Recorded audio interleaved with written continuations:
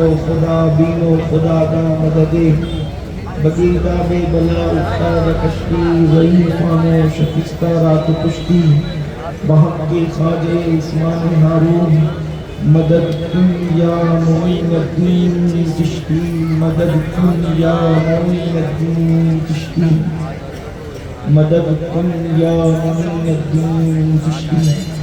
انتہائی احترام و عقیدت کے ساتھ اپنے اور ساری کائنات کی مرکز عقیدت انیس بے کساں چارہ ساز درد مندہ، ہم غریبوں کے غمگسار، ہم فقیروں کی ثروت، شہر یار ارم تاجدار کرم نوبہار شفاعت، شب اسرا کی دورہاں نوشے بزم جنت، دانائے سبل مولائے کل ختم الرسل، خسروِ خوباں سیاح لامکہ وجہ کل فکا، در اللہ المکنون سر اللہ المخزون عالم ما کانا وما یکون، آب و گل انبیاء جان و دل اسفیاء، مطلع ہر سعادت مقطع ہر سیادت، خلاصہ کائنات فخر موجودات، حضور احمد مجتبی محمد مصطفیٰ، ارواحنا فدا صلی اللہ تعالی علیہ وآلہ وصحبہ وبارک وسلم کی بارگاہ بے کس پناہ میں جس طریقے سے پڑھاؤں بلند آواز سے میرے ساتھ مل کر پڑھیں۔ الصلاة والسلام علیکہ یا رسول اللہ، الصلاة والسلام علیکہ یا نبی اللہ، الصلاة والسلام علیکہ یا حبیب اللہ، وعلا آلک و اصحابک یا نور اللہ، صلی اللہ تعالی علیہ وسلم۔ جو تیرا طفل ہے کامل ہے یا غوث، جو تیرا طفل ہے کامل ہے یا غوث، تو فیلی کا لقب واصل ہے یا غوث، تیرا ذرہ مہ کامل ہے یا غوث، تیرا قطرہ یم ساحل ہے یا غوث، تیرا قطرہ یم ساحل ہے یا غوث، اور تو اپنے وقت کا صدیق اکبر، تو اپنے وقت کا صدیق اکبر، غنی و حیدر و عادل ہے یا غوث، غنی و حیدر و عادل ہے یا غوث، اور صحابیت پھر تابعیت پھر آگے قادری منزل ہے یا غوث، الوہیت ایک احمد نے نہ پائی، نبوت ہی سے تو عاقل ہے یا غوث، ہزاروں تابعی سے تو فزوتر، یہ طبقہ مجملاً فاضل ہے یا غوث، اور ہمارا خاتمہ بالخیر ہوگا تیری رحمت اگر شامل ہے یا غوث، ہمارا خاتمہ بالخیر ہوگا تیری رحمت اگر شامل ہے یا غوث، اور کہا تو نے کہ جو مانگو ملے گا، کہا تو نے کہ جو مانگو ملے گا، رضا تجھ سے تیرا سائل ہے یا غوث۔ آج کی یہ محفل قطب الاقطاب، غوث الاغواث، غیاث الکونین، سلطان الاولیاء، سید الاولیاء، محبوب سبحانی، قطب ربانی، آیات من آیات اللہ، سیدنا شیخ عبدالقادر جیلانی، سرکار غوث اعظم رضی اللہ تبارک و تعالی عنہ کی بارگاہ میں خراج عقیدت پیش کرنے کے لیے منعقد ہوئی ہے، اور عثمانیہ فاؤنڈیشن کی جانب سے اس محفل کا انعقاد ہے، اور مجھے یہ حکم ہے کہ آج سرکار غوث اعظم شیخ عبدالقادر جیلانی رضی اللہ تبارک و تعالی عنہ اور اہل بیت اطہار کی بارگاہ میں کچھ عقیدتوں کے خراج پیش کرنے کی سعادت حاصل کرنا ہے۔ اگرچہ دونوں عناوین خود ہی اپنے اندر ہر ایک عنوان بڑی وسعت اور بڑی تفصیل رکھتا ہے، لیکن جتنا وقت میں گنجائش ہے تھوڑی دیر آپ کی خدمت میں ان آقایان نعمت کی بارگاہ میں اس امید پر خراج عقیدت پیش کرنے کی سعادت حاصل کی جا رہی ہے کہ اللہ میری اور آپ کی آخرت کی نجات کا سامان فرمائے۔ ولی اور اولیاء سے متعلق اہل سنت کا بچہ بچہ جانتا ہے کہ ان کا مقام اور ان کا مرتبہ کیا ہوتا ہے۔ اگر جو جانتے ہیں وہ جانتے ہیں، جو نہیں جانتے انہیں معلوم ہونا چاہیے کہ سورہ یاسین کے اندر اللہ تبارک و تعالیٰ نے 3 اولیاء کا ذکر فرمایا۔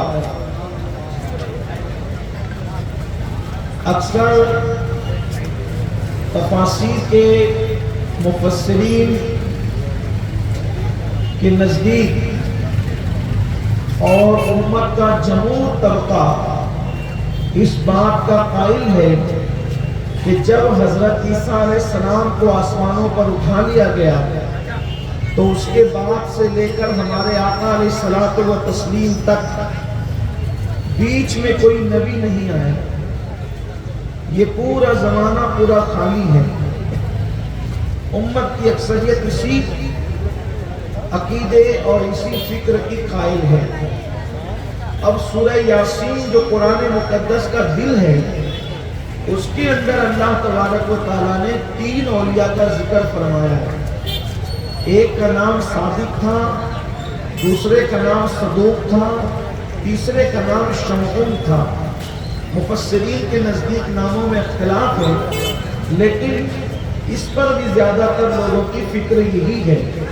میں پورا کوئی واقعہ پیش کرنے کی بجائے صرف اتنا عرض کرنا چاہتا ہوں کہ جس وقت عیسیٰ علیہ السلام کو آسمان پر اٹھا لیا گیا تو لوگ دھیرے دھیرے بے دینی کی طرف اور الحاد کی طرف اور کفر و شرک کی طرف اور بالخصوص مرنے کے بعد اللہ تبارک و تعالیٰ پھر پیدا فرمائے گا، پھر اٹھائے گا اور میدان محشر بقا ہوگا۔ بعث بعد الموت کا جو عقیدہ ہے اس سے لوگوں کے نظریات ہٹتے جا رہے تھے، تو اس وقت اللہ تبارک و تعالیٰ نے ان 3 اولیاء کو پیدا فرمایا، اور یہ لوگ حضرت عیسیٰ علیہ السلام کے حکم پر انطاکیہ کی سرزمین پر تبلیغ کے لیے 2 لوگ گئے، اور 2 گئے تو دونوں کو گرفتار کر لیا گیا۔ میرا یہ عنوان نہیں نہ، میں یہ واقعہ پورا مکمل کرنا چاہتا ہوں، صرف اشارہ دے رہا ہوں۔ تفصیل جس کو پڑھنا ہے صد الافاضل فخر الاماثل علامہ سید نعیم الدین مراد آبادی کی تفسیر خزائن عرفان کی طرف کو رجوع کریں۔ یہ 2 لوگ تبلیغ کے لیے گئے اور یہ بتانا چاہتے تھے کہ مرنے کے بعد تم اٹھو گے۔ عیسیٰ علیہ السلام جو دین لے کر آئے تھے اس کی طرف بلانا چاہتے تھے، ان کو قید کیا گیا۔ بعد میں شمعون پہنچے، جب دونوں قید ہو گئے تو انہوں نے تبلیغ کرنے کی بجائے بادشاہ کا قرب حاصل کیا کسی حکمت سے، اور پھر ان دونوں کو چھڑایا اور بادشاہ کے سامنے ان کو لایا اور ان سے پوچھا کہ آپ کیا بات کرتے ہو۔ بادشاہ نے تو وہ بات سنی نہیں تھی، لوگوں کی سنائی اور افواہ کی وجہ سے ان کو اٹھا کر کے جیل میں ڈال دیا تھا۔ لیکن جب بادشاہ کے سامنے انہوں نے کہا کہ مرنے کے بعد اللہ زندہ کرے گا، مرنے کے بعد اللہ اٹھائے گا، مردے زندہ ہوں گے، تو اس وقت بادشاہ نے پوچھا دلیل کیا ہے؟ تو انہوں نے کہا ہم اب بھی اگر دعا کرے تو مردہ زندہ ہو سکتا ہے۔ اللہ تبارک و تعالیٰ قیامت میں سب کو زندہ کرے گا، لیکن اگر ہم آج کی تاریخ میں اب بھی دعا کریں تو ہماری دعا سے بھی اللہ مردہ زندہ کرے گا۔ یہ سورہ یاسین ہے۔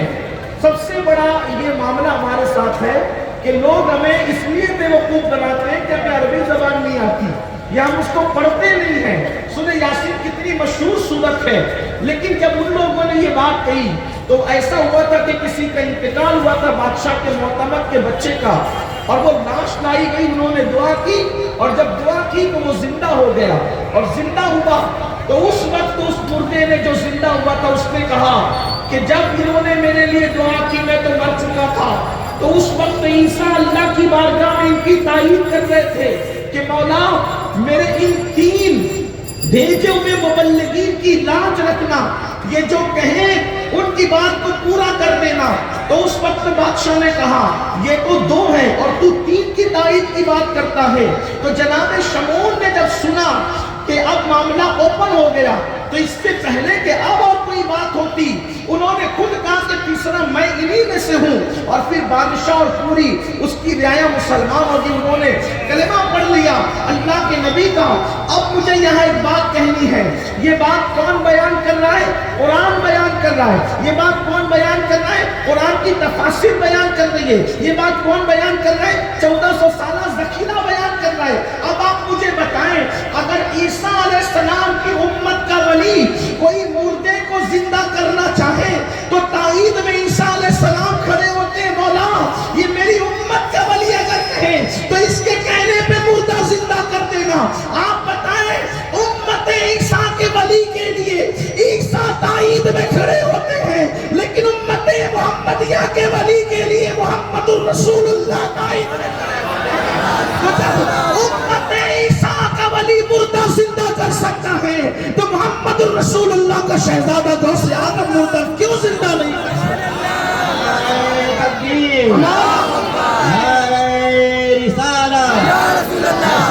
غوث اعظم۔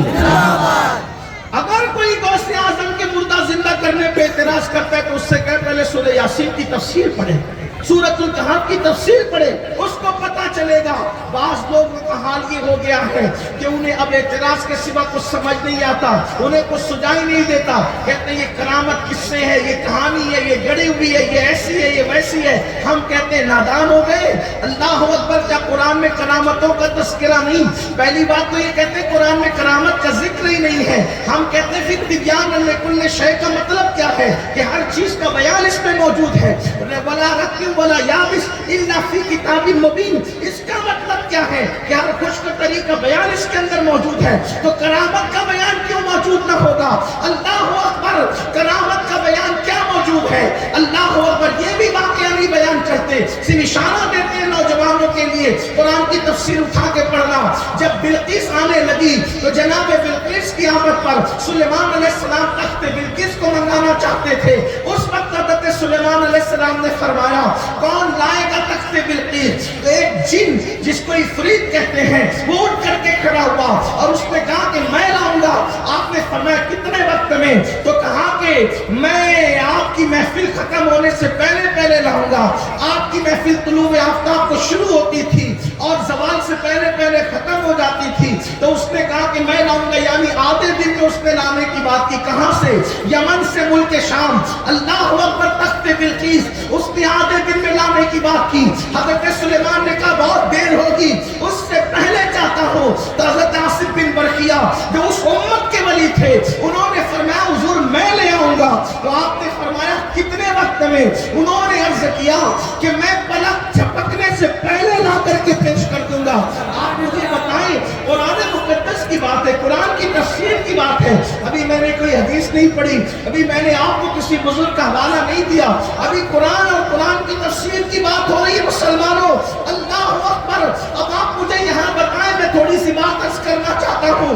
سلیمان علیہ السلام کا امتی ولی آصف بن برقیہ کہتے ہیں پلک کے جھپکتے یمن سے ملک شام جو تخت لانا ہے، اس کا مطلب یہاں سے ہٹے بھی نہیں اور تخت بلقیس پلک کے جھپکتے لا رہے ہیں۔ پھر اس کے بعد وہاں کوئی ثبوت نہیں ملتا کہ حضرت آصف نے پوچھا محلہ کون سا ہے، محل کہاں ہے، علاقہ کہاں ہے، کون سی گلی میں محل ہے، کچھ نہیں پوچھا، اس لیے کہ خدا جس کو اپنا ولی بناتا ہے اس کے سامنے کائنات کو رکھ دیتا ہے۔ اس لیے کہ جس کو تم دوست بناتے ہو اپنے سارے راز اس پر کھول دیتے ہو، تو خدا جس کو دوستی کا مقام عطا کرتا ہے اس کے منصب کے اعتبار سے اس کو اپنے رازوں سے آگاہ فرما دیتا ہے۔ اللہ اکبر، اور قرآن کہہ رہا ہے آصف بن برقیہ نے تخت بلقیس پلک کے جھپکتے لا کر پیش کر دیا۔ حضرت سلیمان علیہ السلام نے کہا ھذا من فضل ربی، یہ میرے رب کا فضل ہے، یعنی جو امتی ہوتا ہے ولی اس کی کرامت نبی کے معجزے کا مظہر ہوتی ہے۔ نبی جس شان کا ہوگا اسی شان کی ولی کی کرامتیں ہوگی۔ اب آپ مجھے بتائیں آصف امتی ہے، اولاد سلیمان نہیں ہے. جب سلیمان کی امتی کا یہ مقام ہے تو محمد الرسول اللہ کا امتی بھی ہے, ان کی اولاد بھی ہے. غوث اعظم کے مرتبے کا عالم کیا اگر پلک کے جھپکتے تخت بلقیس, اگر پلک کے جھپکتے تخت بلقیس وہ لا کر کے پیش کر سکتے ہیں تو پلک کے جھپکتے شیخ عبد القادر جیلانی کسی کی مدد کرے تو تکلیف کیا ہے. اور پھر یہ بات ہم اپنی طرف سے نہیں کہہ رہے ہیں, جب لوگ بریلی کا نام بھی نہیں جانتے تھے اس وقت محقق علی الاطلاق شیخ عبدالحق محدث دہلوی اپنی شورِ آفاق کتاب اشعت اللمعات میں لکھتے ہیں کہ 4 ولی دنیا میں ایسے ہیں جو زندوں کی طرح تصرف کرتے ہیں اپنی کمروں سے, ان میں سے شیخ عبد القادر جیلانی بھی ہے. یہ عبدالحق محدث دہلوی لکھ رہے ہیں اشعت اللمعات کے اندر کہ زندوں کی طرح اپنی قبر سے تصرف کرتے ہیں. اب یہاں ایک بات آپ سے عرض کروں, قرآن نے آصف بن برقیہ کی شان بیان کی, توجہ کرنا کیا شان بیان کی. جس آصف بن برقیہ نے تخت بلقیس کو پلک کے جھپکنے سے پہلے لا کے پیش کیا, اللہ اس کے بارے میں کہتا ہے کہ وہ کتاب کا علم رکھتے تھے. توجہ کرنا, کس کا علم رکھتے تھے؟ کتاب. اس دور میں کتاب کون سی تھی؟ اس کتاب کا نام تھا زبور. اس دور کی کتاب کیا تھی؟ زبور. اور علماء سے پوچھیں, جیسے فضیلت نبوت کی ہے ویسے فضیلت ان پر نازل ہونے والی کتابوں کی. نبی جس شان کا معجزہ اس شان کا, نبی جس شان کا کتاب اس شان کا, نبی جس شان کا نسب اس شان کا. آپ دیکھیں, غور فرمائیں, توجہ کریں. قرآن کہتا ہے آصف نے, حالانکہ ان کا نام نہیں لیا لیکن تفسیر میں نام موجود ہے, آصف بن برقیہ نے جو تخت بلقیس لا کر کے دیا تو ان کو علم کس کا تھا؟ کتاب کا, مطلب زبور کا. جس کو علم زبور ہو, بلکہ یوں کہہ لیں میرے ذوق کے مطابق, جس کو علم زبور پر عبور ہو, جس کو علم زبور پر عبور ہو, وہ بلقیس کا تخت پلک کے جھپکتے لا سکتا ہے. اب جس غوث اعظم کے لیے ہم یہ عقیدہ رکھتے ہیں کہ ہم ان کو مدد کے لیے پکارے تو وہ روحانی طور پر مدد کر سکتے ہیں, وہاں زبور کی بات نہیں ہے, وہاں تو قرآن کی بات ہے. اب قرآن پر کیا عبور ہے ان کو؟ اس لیے کہ لوگ تو یہ سمجھتے ہیں کہ یہ جن کو ولی مانتے ہیں, صوفی مانتے ہیں, بزرگ مانتے ہیں, ان لوگوں کو یہ قرآن حدیث آتا نہیں, کیونکہ یہ لوگ صوفی ولی بزرگ کے کس کو پہچانتے ہیں؟ بمبئی کے قبرستان میں جو گانجا چرس پیتے بیٹھے ہوئے لوگ, ان کو دیکھ کے سمجھتے صوفی کسے کہتے ہیں. تو ان چرسیوں کو, گنجڑیوں کو, نشیڑیوں کو دیکھ کر تم صوفی سمجھ رہے ہو. صوفی یہ گندے نشے نہیں کرتے, اس کو تو نشہ محبت الہی ہوتا ہے. آپ لوگوں کو حالات ہی بدل گئے, حالات بدل گئے. لوگ آج کے دور کو دیکھ کر کے قیاس کر رہے ہیں. تو یہ جو گندے غلیظ لوگ ہیں, جو ننگے ڈھڑنگے پھر رہے ہیں, جو گانجا چرس پی رہے ہیں, جو کبھی جمعہ میں بھی مسجد میں نظر نہیں آتے, آپ ان کو دیکھ کر تصوف سمجھتے ہو کہ جن کو کلمہ بھی صحیح طریقے سے پڑھنا نہیں آتا, عورتوں سے پیر دبوائیں, عورتوں سے مصافحہ کریں, شریعت کی دھجیاں اڑائیں, اور پھر میری قوم کہے کہ بڑے پہنچے ہوئے بزرگ. یاد رکھنا, جاہل کو جب تم اپنا دوست نہیں بناتے تو جاہل کو اللہ اپنا دوست کیسے بنائے گا؟ میں لوگوں سے کہتا ہوں, لوگ برا بھی لگتا ہے لوگوں کو, لیکن لگا کرے کیا, جب تو جاہل کو اپنی بیٹی نہیں دے سکتا, جاہل کو تو اپنی بیٹی نہیں دیتا, تو جاہلوں کو اللہ اپنی ولایت کیسے دے گا؟ جب چرسیوں کو, بھنگڑیوں کو تو اپنی بیٹی نہیں دیتا, تو اللہ ان کو اپنی ولایت کیسے دے گا؟ ولایت کے لیے تو بڑے سلیکٹڈ لوگ ہوتے ہیں, بڑے چنے ہوئے لوگ ہوتے ہیں.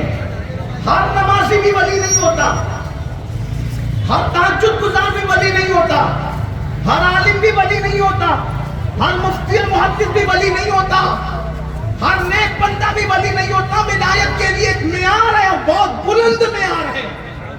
بلکہ حضور شیخ عبد القادر جیلانی غوث پاک خود فرماتے ہیں جب تک انسان میں 12 صفتیں پیدا نہ ہو جائے اس وقت تک وہ ولی نہیں ہو سکتا. آج تو ولایتیں بندے بانٹ رہے, مرید بانٹ رہے, اسٹیجوں سے بڑھ رہی ہے, جلسوں میں بڑھ رہی ہے, یہ ولی, یہ ولی, یہ ولی. غوث پاک کہتے ہیں 12 صفتیں چاہیے, 12 صفتیں. غوث اعظم فرماتے ہیں. اس کو اعلیٰ حضرت امام احمد رضا نے بھی لکھا, امام اہل سنت نے بھی لکھا, اور کثیر غوث اعظم کے سیرت نگار محفوظ نگاروں نے یہ بات لکھی کہ 12 صفتیں چاہیے ولایت کے لیے. یہ کم سے کم ہے, یہ کم سے کم ہے, کم سے کم اتنا چاہیے. اور اس کے آگے پھر جو چاہیے, جیسے جیسے صفتیں بڑھتی جائے گی معیار ولایت بڑھتا جائے گا. کیونکہ سب ولی ایک جیسے نہیں ہوتے, بلکہ ولایت کی 28 قسمیں بتائی گئی ہے, ولایت کے 28 درجے بتائے گئے ہیں. اب وہ اس کی تفصیل الگ ہے, حالانکہ ابھی مجمع اس بات کا متحمل نہیں ہے ایسی چلت پھرت کے اندر کی اتنی کوئی سنجیدہ گفتگو ہو. لیکن بات اب میں اپنی کروں, روڈ پر لوگ آ جا کر رہے ہیں تو میں آپ کے ذہن کے مطابق بات کر رہا ہوں. وہ 12 صفتیں سنے پھر بات آگے بڑھتی ہے. یہ بات یاد رکھنا, زبور پر عبور اور قرآن پر عبور, ابھی اس پہ بات آئے گی. لیکن اس سے پہلے سنے, غوث پاک کہتے ہیں 12 صفتیں کون سی ہوتی ہے جب آدمی ولی بنتا ہے؟ تو 2 صفتیں اللہ تبارک و تعالیٰ کی صفتوں سے اللہ اس کو حصہ دیتا ہے جتنا چاہتا ہے. اب اس میں آپ چیک کرنا کون کون ہو سکتے ہیں. بہت سے نکلیں گے, ایسے چھٹ جائیں گے. جیسے آٹا چھانتے ہو, جیسے آٹا چھانتے ہو تو کتنا چھنتا ہے, ایسے بہت سے چھنیں گے. دیکھو نیک ہونا اور بات ہے, ولی ہونا اور بات. معیار ولایت الگ چیز. اب ہر آدمی جس سے محبت کرتا ہے اسی کو وہ لیلا کہنا چاہے تو پھر اس کا اپنا ذوق ہے. لیکن ہر آدمی مجنوں ہو بھی نہیں سکتا, ہر اس کی محبوبہ لیلا ہو بھی نہیں سکتا. لیکن ہر بندہ جس سے پیار کرتا ہے, مجھے حیران رہتا ہوں جلسوں میں لوگ دوسرے کو کہتے ہیں. میں نے کہا اللہ کرے آپ کو اس نظر کی علاج ہو تو اچھا ہے, ورنہ قیامت کے دن تو کہنے والے کی بھی ٹھکائی ہوگی, اور جس کے لیے کہا جا رہا ہے اگر وہ چیٹنگ کر رہا ہے تو اس کو بھی جواب دینا پڑے گا. تو تھوڑا سوچ سمجھ کے, نیک اچھی بات ہے, نیک تک بول دیا کرو, نیک ہے بننا.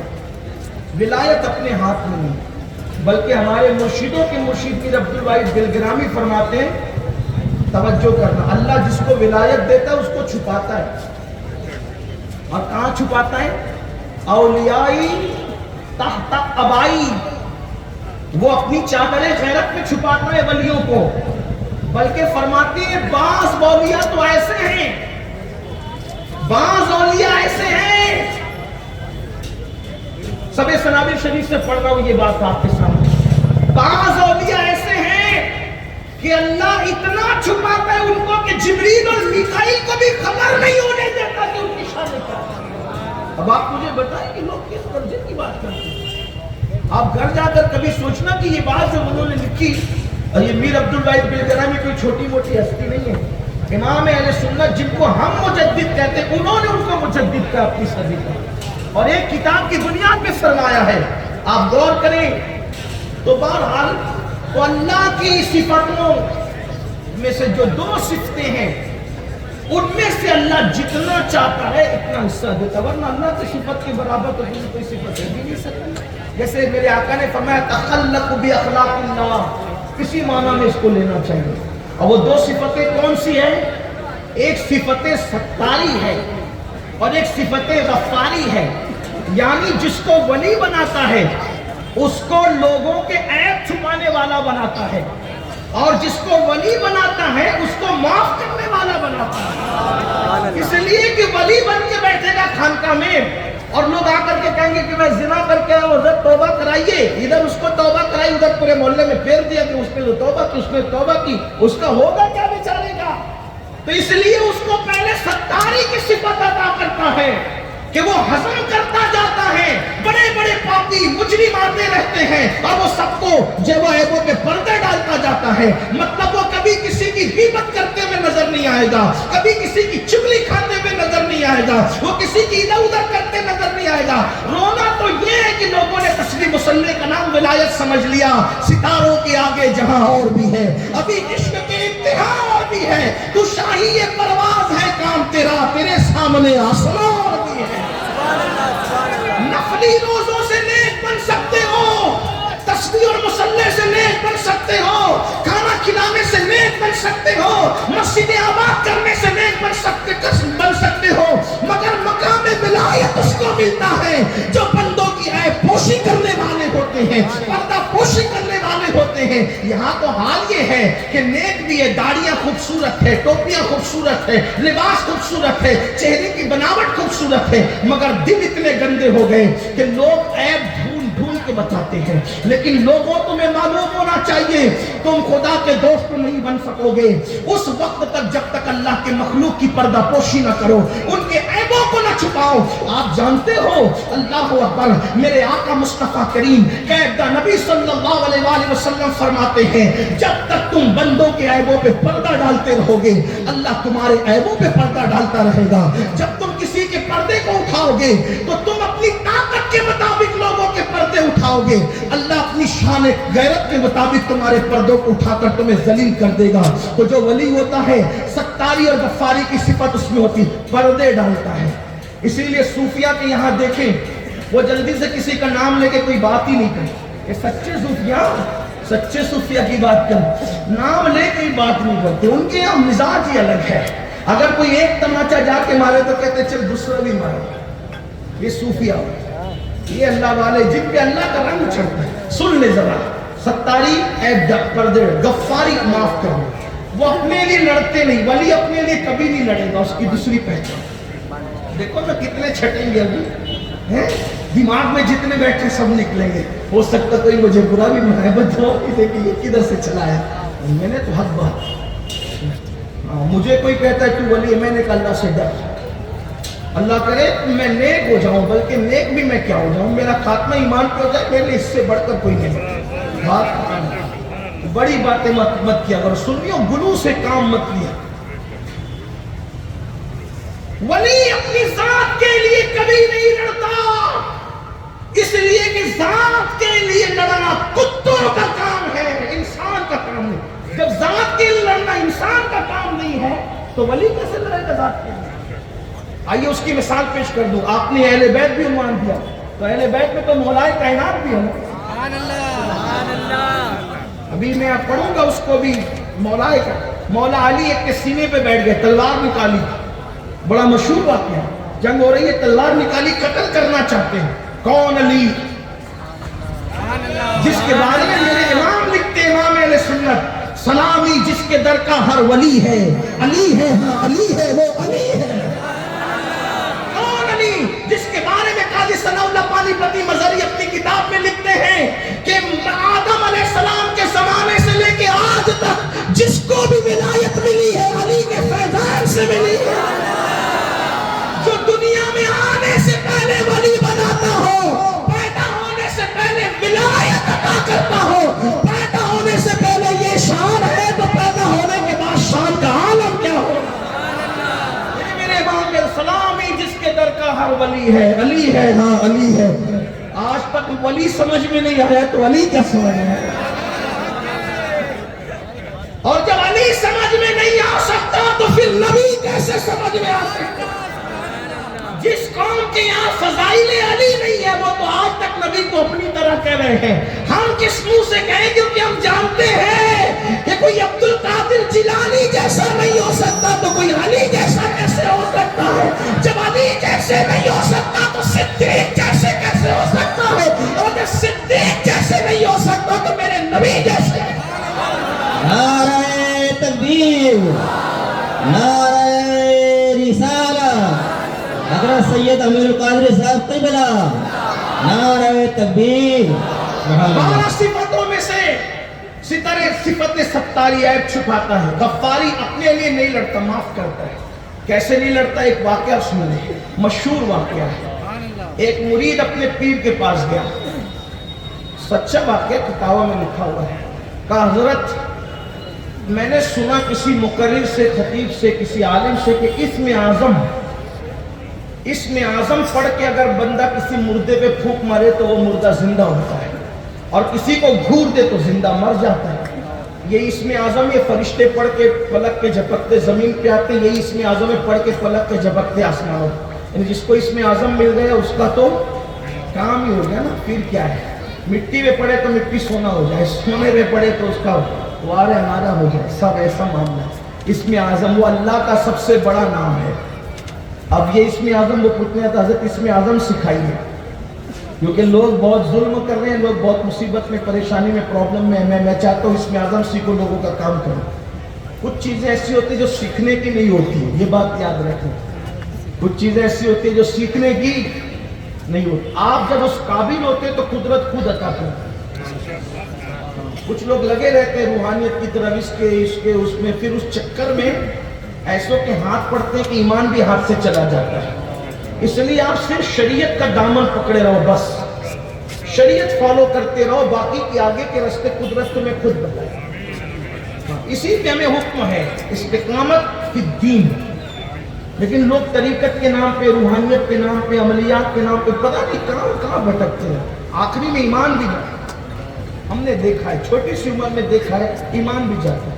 تو بہرحال تو کہا تھا اسم اعظم سکھاؤ. فرمایا بیٹے اسم اعظم تجھے سکھائیں گے نہیں سکھائیں گے یہ 2 نمبر کی بات ہے. تجھے اسم اعظم سیکھنے سے پہلے پورا دن اپنے شہر کے بازار میں جا کے بیٹھنا ہے, ٹھیک, پھر شام کو آنا بات کریں گے. اب ہو گیا شام, صبح سے شام تک بیٹھا تو کیا دیکھا, مارکیٹ, بازار. اب وہاں کیا تماشا نہیں ہو رہا ہوگا, کرپشن ہو رہا ہے, مار پیٹ ہو رہی ہے, کمزوروں کا مال لوٹا جا رہا ہے, جگہ پر سے جھگڑا ہو رہا ہے, یہ ہو رہا ہے, وہ ہو رہا ہے. یہ بار بار ہاتھ مارتا, پیر صاحب نے غلط کیا, پیر صاحب نے غلط کیا. کیا غلط کیا پیر صاحب نے؟ پہلی بات تو جس نے یہ سوچا پیر صاحب نے غلط کیا, پھر وہ مرید ہی کہا. بھائی پیر بنانے سے پہلے آنکھیں کھولو, پیر بنانے کے بعد آنکھیں بند کرو. جب تک کہ وہ خلاف شرع حکم نہ دے اس وقت تک کہ آنکھیں بندی رکھو. یہ سب اصول ہے پیر مریدی کے. اور پیر صاحب نے غلط کیا, کیا غلط کیا پیر صاحب نے؟ کہا غلط یہ کیا کہ مجھے اس میں اعظم نہیں سکھایا. کیوں نہیں سکھایا؟ اگر سکھاتے یہ دونوں جو لڑ رہے ہیں تو جو کمزور ہے اس کی مدد کرتا, جو طاقتور ہے ظلم کر اس کو گھور دیتا, وہ مر جاتا. یعنی آج یہ پہلے ہی دن کتنوں کو مار ڈالتا. یہ صبح سے شام تک یہی سوچتا رہا. جب شام ہوئی, شام میں تو بڑا ہنگامہ. ایک بوڑھا جس کے بال سفید, زلفیں سفید, وجود پورا کانپ رہا ہے, جنگل سے لکڑی کا گٹھا کاٹ کے سر پہ لایا ہے, اور سر پہ لکڑی کا گٹھا کاٹ کر کے لایا ہے, اور زمین پہ رکھتا ہے تو 2 بادشاہوں کے سپاہی آتے ہیں کہ جاؤ بڈھے اٹھا, اور سر پہ رکھ کر چل ہمارے گھر تک پہنچا, اور سن پیسے نہیں ملیں گے, چل. وہ بڈھا اٹھاتا ہے, بڑے میاں لکڑی کا گٹھا رکھتے ہیں, حضور کہاں پہنچانا ہے؟ وہاں چل, تیز سے چل. تیزی سے چلنے میں کچھ کوتاہی ہوتی تو پیچھے سے چابک بھی پڑتا ہے. اب تو یہ پیچھے چل پڑا اور ہاتھ ملتا ہے, بہت غلط ہوا. کیوں؟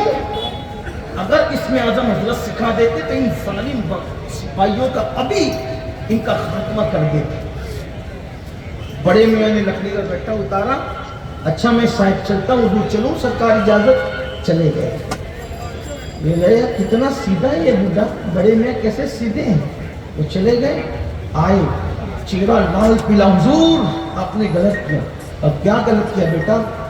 اس میں اعظم نے سکھایا, پورا بازار کرپشن کا شکار ہے, ایسے جرم ہو رہے ہیں, کمزوروں پہ ظلم ہو رہا ہے, لاچاروں پہ ظلم ہو رہا ہے. اور آخری کی داستان شام کی تو بڑی عجیب بات. کیا ہوا؟ کہیں بڑے میاں تھا, 70-80 سال کا لگتا تھا, سفید ریٹ, کٹھا لایا, یہ ہوا, ایسا ہوا, ایسا ہوا, پوری داستان سنائی جو میں نے آپ کو سنایا. حضرت اگر آپ مجھے سکھا دیتے نا, وہ پہلے وہ بڈھے کو ستانے والوں کو ہی مار ڈالتے, ان کے پورے گھر کو مار ڈالتے. اور بزرگ جو پیر صاحب تھے, سچے پیر تھے, ہنسنے لگے. حضرت ایک بڑے میاں کے ظلموں کی داستان سنا رہا ہوں, کتنا ظلم ہوگا, آپ ہنس رہے. اس بڑے میاں کو جانتے ہیں تو, وہ بڈھے کو جس کو تو بڈھا کہہ رہا ہے, ان کو جانتے ہیں تو نہیں جانتا, پہلی بار دیکھا. اب بیٹا وہ اس شہر کا کتب ہے, وہ کتب وہی شہر کا کتب ہے, اور اسی نے مجھے اس میں اعظم سکھایا ہے. وہی اس میں اعظم سکھانے میں میرا استاد ہے, شہر کا کتب ہے وہ. کہ حضور اس پہ اتنا ظلم ہوا, وہ को घूरता क्यों नहीं? फरमाया यही तो बात है, जब तक इंसान में माफ करने की इतनी सलाहियत नहीं होती उस वक्त तक अल्लाह किसी को इसमें आज़म अता नहीं फरमाता। तुम तो अल्लाह के बंदों को मार डालोगे। मुंबई के भाई लोग जो मर्डर नहीं करते फिरते उतना तो बाबा लोग भी करने लगेंगे। तो ये नहीं होगा। सिफत सत्तारी और गफ्फारी से ये सिफत उसको मिलती है, ये हिस्सा मिलता है। अब ये दो सिफत है, अभी इस पर भी काम नहीं। फिर दो सिफत रसूलुल्लाह की। मेरे आका ने सलाम के दीवानों को से आदम फरमाते हैं वो हुजूर की उम्मत का रफीक भी होता है, हुजूर की उम्मत पर शफीक भी होता है। रफीक ऐसा होता है कि किसी से नफरत नहीं करता, मुंह देखकर उसने कोई काम नहीं करना, उसकी शान रफाकत ये होती है। अमीर गरीब छोटा बड़ा मुस्लिम गैर मुस्लिम उसके पास जो भी आएगा बस ये सोच कर के हुजूर की उम्मत है वो सब पे शक करता है। आप नहीं देखते गरीब नवाज की जिंदगी, गरीब नवाज के पास बुला के कहते थे हमने मुनाजरा करना है। फरमाया जाओ बहुत थक गया हो बाबा, पहले खाना खाओ आराम करो फिर मुनाजरा का देखेंगे। जब गरीब नवाज की अखलाक देखते तो ये अखलाक देखकर लोग मुसलमान हो जाते।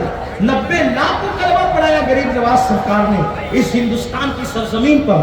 तो वो उम्मत पर जैसे मेरे आका रफीक व शफीक थे, हुजूर की सिफत से उसको हिस्सा मिलता है, यानी उम्मत पर वो शफकत करता है, प्यार करता है। बड़ी माजरत के साथ अगर कुर्ला वाले मेरी जान बख्श दे तो मैं ये बात करूं, आज तो हालात इतने हैं, अमीरों की खैरियत पूछी जाती है, गरीबों के साथ मुसाफा करने में भी घिन आती है। कैसे वली बनेंगे? जबकि हुजूर की शफकतें ये थी कि जो हुजूर का हाथ पकड़ लेता था जब तक वो छोड़ता नहीं था, मेरे आका भी हाथ नहीं छुड़ाते थे। मेरे इमाम कहते हैं सुनियो आसियो थाम लो दामन उनका, आसियो थाम लो दामन उनका, वो नहीं हाथ झटकने वाले, और सुन लियो उनसे मदद मांगे जाओ, बड़े बकते रहे बकने वाले। जगमगा उठी मेरी गोर की खाक, तेरे कुर्बान चमकने वाले, कफे दरियाए करम में है रजा, 5 फव्वारे छलकने वाले। अल्लाह अकबर। तो शफकत बहुत करता है, वो बहुत शफकत करता है, वो मुंह देख कर बातें नहीं करता, उसके लिए सब बराबर हो। इतनी शफकत करता है कि जब उसके मिलने वालों से पूछो कि वो सबसे ज्यादा प्यार किससे करता है, तो हर बंदा ये कहता है कि वो सबसे ज्यादा प्यार मुझसे करता है। शफकत उसमें होती, शफकत नहीं है मेरे भाई डांट रहे हो, फटकार रहे हो, धुतकार रहे हो, इसको धुतकार उसको धुतकार। आप नेक तो हो सकते हैं किसी के ज़हन और गुमान में, अल्लाह की विलायत साबित नहीं, क्योंकि गौसे पाक फरमाया। अब तो हाल ये है कि जनाजों में भी शिरकत माल देख के होती है। अगर कहीं जनाजे में कतार देख लो तो समझ लो कि किसी अमीर शहर का जनाजा है, और कहीं कंधा देने की भी लाले पड़े हो तो समझ जाओ किसी गरीब इंसान का जनाजा है। जनाजों को भी तकसीम किया अमीरी और गरीबी में, शादियों को भी तकसीम किया अमीरी और गरीबी में, हत्ता के बड़ी माजरत के साथ अब तो नमाजों को भी तकसीम किया, फातिहा को भी तकसीम किया अमीरी और गरीबी में। अगर जान बख्शी हो मेरे जहन में कोई निशाना नहीं, वरना ये बात है कि निशाना लगा करके तकरीर की जाए तो ये गीबत होगी, खिताबत नहीं होगी। लेकिन इतना ज़रूर कहता हूँ, गरीब शहर के यहाँ फातिहा पढ़े तो अल-फातिहा बिस अल-फातिहा सूरह फातिहा 3 बार कुल अल्लाह, 5 मिनट में पूरी फातिहा मुकम्मल। अमीर शहर के यहाँ फातिहा पढ़ो तो उसके दादा का नाम भी, उसके परदादा का नाम भी, उसके बेटे का नाम भी, उसके मरहूमीन का नाम भी, जो अभी तक नहीं आए हैं उनके लिए भी दुआ। यानी हमने फातिहा को भी तकसीम किया दौलत में, अमीरी गरीबी में, जनाजों को भी तकसीम किया अमीरी और गरीबी में। जबकि याद रखना इंसान कितना खुदगर्ज होगा, फातिहा भी दौलत के लिए, नमाजें भी दौलत के लिए, दुआएं भी दौलत के लिए, जनाजे भी दौलत के लिए। इंसान तूने अल्लाह के लिए किया क्या? जब अल्लाह के लिए कुछ किया नहीं तो तू अल्लाह वाला बना कैसे? जब अल्लाह के लिए कुछ किया नहीं तो तू अल्लाह वाला बना कैसे? सरकारे गरीब सरकारे गौसे आज़म फरमाते हैं, एक बार मैंने अल्लाह से पूछा अल्लाह तू कहां है, मैं तुझे कहां तलाश करूं? तो उसने मुझे इल्हाम फरमाया अब्दुल कादिर तू मुझे गरीबों के दरमियान ढूंढ ले, मेरी रहमत को तू वही पालेगा। अजीज है हम कहां? वही उसी वक्त होता है जब सत्तारी गफ्फारी से हिस्सा मिलता है, फिर रफाकत और शफाकत शफकत से हिस्सा मिलता है, फिर 2 सिफत उसमें सिद्दीक अकबर की होती है, सादिक और मुसद्दिक होता है, यानी वो सच बोलता है, झूठ फसाद नहीं बकता, सच बोलता है, सच्चा होता है। देखते चले जाइए, और मैं कहता तो मुजरिम होता, वो अस्पाल फरमा रहे हैं। सच्चा होता है, सादिक होता है, और जब उसके सामने सच बात कही जाती है तो वो सच की तस्दीक भी करता है। اب یہاں سچ سے مراد یہ کہ وہ خود بھی زبان کا سچا ہوگا، اس کا عقیدہ بھی سچا ہوگا، اس کا کردار بھی سچا ہوگا، اس کا مسلک بھی سچا ہوگا، اس کا مذہب بھی سچا ہوگا۔ جس مذہب میں خدا جھوٹ بولتا ہو وہ مذہب کے ماننے والے کب ولی ہو سکتے؟ ولایت تو وہاں ہوگی جہاں یہ اعلان ہوتا ہے کل صدق اللہ، محبوب فرما دیجیے کہ اللہ سچا ہے۔ لوگوں نے یہاں تک باتیں کی کہ اللہ بھی جھوٹ بول سکتا ہے۔ اب ہم ان کی بات کرتے تو لوگوں کو برا لگتا ہے کہ مولانا ان کی بات نہ کرو، جو ہمارے اللہ کو گالی دے پھر ان کی نہ کرے تو کس کی کرے؟ لوگوں کو نہ بتائے تو کیا کریں؟ قوم بھی عجیب ہے، سب کے پیچھے چلو، سب کے ساتھ چلو، سب کے ساتھ بناؤ، سب کے ساتھ بیٹھو، تو ذرا قیامت میں اللہ کی بارگاہ میں پوچھ بھی ہوگی نا کہ بیٹھتے کس کے ساتھ، نمازیں کس کے پیچھے پڑھتے تھے؟ لکھا ہوا ہے، کتابوں میں لکھا ہے، آپ چاہیں گے تو ہم بتا دیں گے بعد میں، عنوان وہ نہیں ہے۔ وہ صادق ہوتا ہے، مصدق ہوتا ہے، سچ کہتا ہے، سچ کی تصدیق کرتا ہے۔ پھر اس کے بعد دو صفتیں اس میں فاروق اعظم کی ہوتی ہے، وہ امر بالمعروف کرتا ہے، نہی عن المنکر کرتا ہے۔ صدیق و فاروق کی صفت آ گئی، اس کا مطلب کوئی رافضی کبھی ولی نہیں ہو سکتا، کسی رافضی کو ولایت نہیں مل سکتی۔ صادق و مصدق میں خارجی خارج ہو گئے، اور پھر صدیق و فاروق کی صفات میں رافضی خارج ہو گئے۔ اسی لیے آپ دیکھیں کہیں اور آپ کو ولی نہیں ملے گا۔ اسی لیے لوگوں کو عالم سے چڑ نہیں ہے، محدث سے چڑ نہیں ہے، مناظر سے چڑ نہیں ہے، مقرر سے چڑ نہیں ہے۔ محدث سب کے یہاں ملیں گے، مفکر سب کے یہاں ملیں گے، مقرر سب کے یہاں ملیں گے، مفتی سب کے یہاں ملیں گے، عالم سب کے یہاں ملیں گے، لیکن ولی آپ کو صرف اہل سنت و جماعت میں ملے گا۔ چیلنج کرتا ہوں، دیکھ لو شیخ عبد القادر جیلانی جیسا، شیخ عبد القادر جیلانی جیسا صرف اہل سنت میں، معین الدین اجمیری جیسا صرف اہل سنت میں، محبوب الہی نظام الدین اہل سنت میں، مکتوم اشرف جہانگیر سمنانی اہل سنت میں، خود کا جنازہ پڑھانے والے صابر کلی علی خود اہل سنت میں، مجدد الفسانی اکبر کے فتنے کو دھول چکانے والا خود اہل سنت میں، بختیار کاکی اہل سنت میں، حضرت رفاعی اہل سنت میں، وارث دیوا اہل سنت میں، شاہ برکت اللہ اہل سنت میں، مخدوم مائی بھی اہل سنت میں، حتیٰ کہ امام مہدی بھی آئیں گے تو سنیوں کی تائید کرتے ہوئے تشریف لائیں گے۔ نعرہ تکبیر، نعرہ رسالت۔ اسی لیے کسی نے کہا ہے ہمارے دین کی حقانیت کے یہ دونوں شاہد ہیں، ہمارے دین کی حقانیت کے یہ دونوں شاہد ہیں، معین الدین اجمیری، محی الدین جیلانی۔ خلفائے راشدین کی صفت سے ہی آدمی ولی بنتا ہے، تو اس کا مطلب رافضی نے تو ولی ہو نہیں، اس لیے دیکھ لو کوئی نہیں ہے۔ اسی رافضی نے مجھ سے کہا ہمارے ہاں بھی ایک ولی ہے، میں نے کہا کیا؟ تو کہا کہ آپ نہیں جانتے شہباز لال قلندر جو وہ ہمارے یہاں نہیں، بلکہ انہوں نے یہ کہا ہاں سخی شہباز قلندر، جنہیں شہباز لال قلندر بھی کہتے ہیں، وہ ولی ہے، سیون شریف والے۔ میں کہا اچھا وہ ولی ہے؟ بولے ہاں۔ میں کہا ان کا نام کیا ہے؟ تو چپ ہو گیا۔ ان کا نام کیا ہے؟ تو چپ ہوا۔ میں نے کہا ان کا نام تو عثمان مروندی ہے، اور تمہارے یہاں تو عثمان نام والے پہ لعنت پڑتی ہے، تمہارے یہاں تو عثمان نام والے پہ لعنت پڑتی ہے، تو جس پہ لعنت پڑی وہ ولی کب سے ہو گیا؟ تو میں نے کہا ایک کھینچتان کے لائے تھے وہ بھی نہیں نکلا تھا، آفس کیا وہ بھی نہیں نکلا۔ ہاں ان کا نام عثمان مروندی ہے، شکیل شہباز قلندر جن کو کہتے ہیں، لال شہباز قلندر جن کو کہتے ہیں۔ تو بہرحال عرض کر رہا تھا وہ صادق اور مصدق ہوتا ہے۔ فاروق اعظم کی دو صفتیں ہوتی ہیں، کیا؟ امر بالمعروف نہی عن المنکر، یعنی وہ نیکی کا حکم دیتا ہے، برائی سے روکتا ہے۔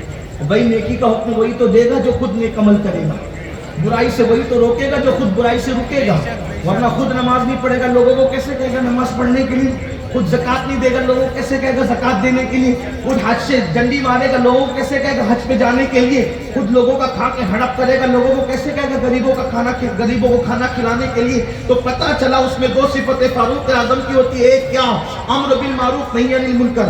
اچھا امر بالمعروف نیکی کا حکم دینا آسان، نہی عن المنکر مشکل، یعنی برائی سے روکنا مشکل، کیونکہ برائی سے روکو تو لوگ دشمن بن جاتے ہیں۔ مثال کے طور پہ کسی کے ہاتھ میں سونے کی انگوٹھی دے کے کہا بھائی اتار دے، تو لوگوں کو لگتا ہے یار یہ مولوی کیا کر رہا ہے نا؟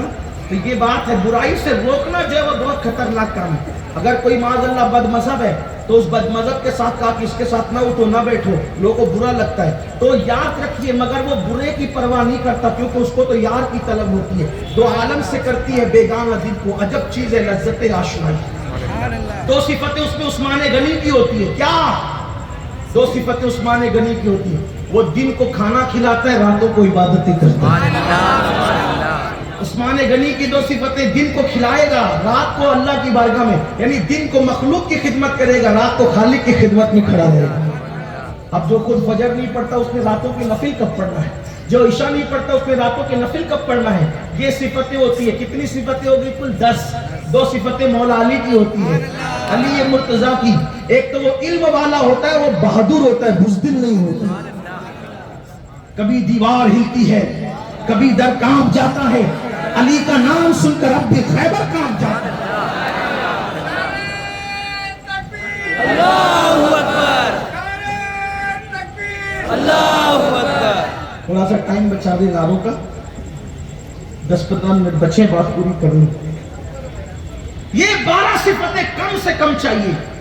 एक बार फिर रिपीट कर दूं, सत्तारी गफ्फारी, रफीक व शफीक, सादिक व मुसद्दिक, अम्र बिल मारूफ नही अनिल मुनकर, नेकी का हुक्म देना, बुराई से रोकना, दिन का खाना खिलाने वाला, रातों को इबादत करने वाला, और इल्म वाला और शुजाअत वाला।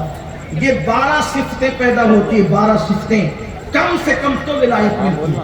अब ये तो हो गए आपके वली लोग, लेकिन गौसे आजम वो तो हस्ती अलग है। गौसे पाक खुद फरमाते अपने कसीदे में, गौसे पाक फरमाते खुद फरमाते अपने कसीदे, 12 कसायद उनके छपे हुए और भी हैं, लेकिन 12 मैसर इस वक्त मार्केट में किताबें जो है उसमें अवेलेबल है। आप फरमाते लोगों मुझे किसी पे कयास मत करो और मुझको किसी पे कयास मत करो। मतलब मेरी तरह किसी को मत समझो और मुझे किसी की तरह मत समझो, क्योंकि अब्दुल कादिर जिलानी अल्लाह के राजों में से एक राज बन करके आया है। इन्नी आलमो माला तालमून के राज का नाम है अब्दुल कादिर जिलानी। तो ज़बूर का इल्म जिसको हो, इल्म ज़बूर जिसको हो, वो तख्ते बिल्किस पलकते झपकते ला सकता है। तो गौसे आजम को तो इल्मुल कुरान था, अल्लाह और कितना था वो उस पर आए। इल्मुल कुरान कितना था वो सुन ले, बहुत ज़ौक़ की बात है। आजकल के दौर का भी इसका जवाब, इसमें जवाब है। एक बुजुर्ग बहुत बड़े मुहद्दिस आलिम फकीह अल्लामा इब्नुल जौज़ी नाम के उस दौर में थे, गौस पाक के दौर में, और ये ऐसे थे बहुत लोगों पर नुक्ताचीनी करते थे। यानी कोई भी जो पढ़ते पढ़ाते लोग हैं, इल्म वाले, वो पता है कि इल्म हदीस में इन्होंने जो जिरा की है, इनकी जिरा से कोई बचा ही नहीं। जो बच गया समझ लो वास्ती कुछ, कोई नहीं बचा। आपने जो किताबें लिखी है, माज़अल्लाह में हमारे बुजुर्ग हैं, वो भी, मैं कोई ऐसी बुरे से नहीं कह रहा, उसका कोई गलत मतलब मत लिखा। तो इनको सूफिया से इब्तिदाई दिनों में बड़ी चिढ़ थी, बड़ी नफरत थी सूफिया से। अल्लामा इब्नुल जौज़ी इतने बड़े आलिम हैं, आप इतना समझ लें कितनी किताबें उन्होंने लिखी है, उसका अंदाजा इस बात से लगाएं, जब वो किताबें लिखते थे तो उस वक्त लकड़ी का कलम था, तो जब कलम जब चलता नहीं था तो उसको छाट लेते थे छुरी से। तो छुरी से छाटने की जो कतरन निकलती थी, उन्होंने वसीयत की थी कि जब मेरा इंतकाल हो जाए तो इसी कलम की कतरन को जला करके मेरा पानी गर्म किया जाए। तो इतनी कतरन थी वो कि पानी गर्म हुआ, उसके बाद भी वो कतरन बच गई। जिसके कलम की इतनी कतरन होगी उसने किताबें कितनी लिखी होगी। उनकी किताबें कम अज कम 500 किताबें बताई जाती हैं। कितनी किताबें? 500 कम अज कम। अल्लामा इब्नुल जौज़ी, और उठाकर पढ़े आज भी ज़म्मुल हवा, ऐसी ऐसी बातें लिखी है कि लोगों में बयान करो तो लोगों के रोंगटे खड़े। इब्नुल जौज़ी और भी बहुत सी उनकी किताबें हैं। तलबीस इब्लीस, इब्लीस पर उन्होंने जितना शानदार लिखा है किसी ने नहीं लिखा, इब्नुल जौज़ी। इसी तरीके से और भी बहुत सी किताबें पढ़ने की ताल्लुक रखती है, यानी पढ़ने के बाद पता चलता है आदमी किस क्वालिटी का है। अल्लामा इब्नुल जौज़ी बड़े मुहद्दिस, لیکن صوفیہ کو نہیں مانتے تھے. غوث پاک کا ایک مرید تھا جو ان کے پاس پڑھنے آتا تھا. غوث پاک کا علم قرآن بیان کر رہا ہوں آپ کے سامنے. جو لوگ کہتے ہیں صوفیہ جاہل ہوتے ہیں, وہی میں کہہ رہا ہوں کہ ان کا علم قرآن دیکھو. صوفیہ کیا جاہل ہوتے ہیں؟ امام احمد رضا بھی تو صوفی ہے, ان کے مرشد شاہ علیہ رسول بھی تو صوفی ہیں, ان کے استاد شاہ عبدالعزیز بھی تو صوفی ہے, ان کے ابا شاہ ولی اللہ بھی تو صوفی ہے, ان کے ابا شاہ عبدالرحیم بھی تو صوفی ہے. یہ سب لوگ تو صوفی ہے. بڑے بڑے محدثین شیخ عبداللہ جنہوں نے علم حدیث ہندوستان میں عام کیا, وہ بھی تو صوفی ہے. علامہ جلال الدین سیوطی صوفی ہے. محبوب الہی نظام الدین اولیاء جنہوں نے بابا فرید سے قدوری وغیرہ پڑھی ہے, بابا فرید بھی صوفی, نظام الدین اولیاء بھی صوفی, سب صوفیہ لوگ ہیں. آج کل کے جاہل لوگوں کو دیکھ کر ان لوگوں کو مت سمجھنے کی کوشش کرو.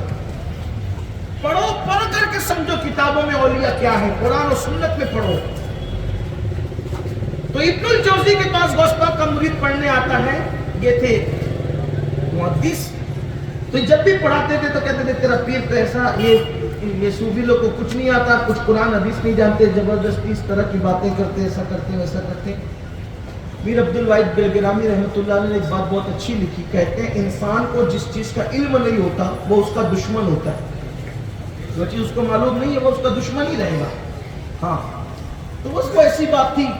اب یہ روزانہ روزانہ روزانہ, اب وہاں گئے تو کسی کی غیبت ہی نہیں, کوئی مسئلہ ہی نہیں, کسی کے خلاف کوئی بات ہی نہیں. اور یہاں آتے تو روزانہ یہ پٹارا کھلتا ہے. بھائی ظاہر سی بات ہے نا, بھی وہ کوالٹی الگ ہے. سرکار وصیت معاف کی. تو ایک دن مرید نے جو ان کا شاگرد ہمت کر کے بول دیا, حضرت یہ آپ ان کے بارے میں اتنا بولتے ہو, کبھی انہوں نے تو ایک جملہ بھی آپ کے بارے میں نہیں کہا, کبھی نہیں کہا. اور غوث پاک کے یہاں خطاب جب ہوتا تھا تو 70 ہزار کا مجمع ہوتا تھا, اور جتنے انسان ہوتے تھے اس سے زیادہ جنات ہوتے تھے. کتابوں میں لکھا ہے ایک بزرگ نے جنات کا عمل کیا تو جنات کو آنے میں دیر ہوئی. کہا بھائی دیر سے کیوں آئے, میں نے تو عمل کیا. کہ اس ٹائم نہ بلایا کرو کیونکہ اس ٹائم شیخ عبد القادر کا خطاب ہوتا ہے, اور ہم لوگ وہاں جاتے. کیا تم بھی جاتے ہو؟ کہ انسان سے زیادہ جنات ہوتے ہیں. اور غوث اعظم کے خطاب میں انسان جنات ہی نہیں بلکہ رسول اللہ خود بھی ان کی حوصلہ افزائی کے لیے تشریف لاتے تھے. لوگ وہاں زیارت کرتے تھے. بلکہ یہ کتابوں میں لکھا ہے ایک مرتبہ اللہ کے رسول تشریف لائے موسیٰ علیہ السلام کو ساتھ لے کے. ذرا غور کرنا, اللہ کے رسول حضرت موسیٰ علیہ السلام کو ساتھ لے کر آئے. فرمایا موسیٰ کیا تمہاری امت میں بھی ایسا کوئی ولی ہے؟ کیا تمہاری امت میں بھی کوئی ایسا ولی ہے؟ موسیٰ علیہ السلام نے عرض کی, یا رسول اللہ اس جیسا ولی تو کسی امت ہی میں نہیں ہے. یہ ہماری کتابوں میں موجود ہے. جو نہیں مانتے نبی کو زندہ, ان کے لیے بہت بحث کا موضوع ہے. لیکن ہم سنی تو کہتے ہیں تو زندہ ہے, واللہ تو زندہ ہے, میرے چشم عالم سے چھپ جانے والے. اللہ اکبر. تو سرکار غوثیت معاف کے بارے میں وہ مرید نے کہا, حضرت ابن الجوزی صاحب یہ بتائیں آپ بار بار باتیں کرتے ہو, آپ کے بارے میں کچھ نہیں کہتے. 70 ہزار کا مجمع. ابن الجوزی سے ان کے شاگرد نے جو قادری تھے کہا, حضرت آپ نے ان کو کبھی سنا ہے؟ کبھی آپ نے ان کو سنا؟ کہا نہیں میں نے نہیں سنا. کبھی ان کو دیکھا؟ کہ نہیں. ملے نہیں ملے, نہ ملے نہ دیکھا نہ سنا, رائے قائم کر لی. ایک بار ذرا ان سے چل کے سنیے, ان سے سنیے وہ کہتے کیا ہیں. اب ابن الجوزی, میں تھوڑا سا اپنے ذوق کے مطابق بات کرنے والا آدمی ہوں, اپنے الفاظ کے جامع میں اپنے مفہوم میں, واقعہ وہی ہے لیکن یہ میرا اپنا مفہوم ہے آپ کو سمجھانے کے لیے. ابن الجیسا بڑا علامہ محدث کسی کا بیان سننے جائے, وہی لوگ دیکھیں گے نا, حضرت آپ ادھر کدھر, آپ تو روکتے ہو کہ ادھر نہیں جانا, آپ ادھر کدھر. یوٹیوب کا دور تو نہیں تھا نا کہ گھر کے کونے میں بیٹھ کے کسی کو بھی سن لو, ایسا تو تھا نہیں نا. جانا ہے سننے کے لیے تو وہیں بیٹھنا ہے. اب ابن الجوزی جانے غوث پاک کی محفل میں, کس کے کہنے پہ؟ قادری غلام کے کہنے پہ. آپ چلے تو آپ نے طریقہ یہ اختیار کیا کہ ہم اس طریقے سے منہ چھپا کر بیٹھیں گے تاکہ کوئی دیکھ نہ سکے. یہ طریقہ, کوئی دیکھے گا نہیں تو بات کھلے گی نہیں. جا کے کونے میں بیٹھ گئے. اب غوث پاک کی محفل, غوث پاک تشریف لائے, بہت خوبصورت تھے. گول سا چہرہ, چاندی جیسا گندمی رنگ, ہمیں آپس میں ملی ہوئی, بڑی بڑی آنکھیں, چوڑا سینہ, اور آواز ایسی بھاری بھرکم تھی, 70,000 کا مجمع تھا. تو کرامت یہ تھی ان کی کہ پہلا بندہ یہاں بیٹھ کے جو سنتا تھا وہی آخری میں وہ سنتا تھا. 400 لوگ قلم دوات لے کر کے آپ کا کتاب لکھنے کے لیے بیٹھتے تھے.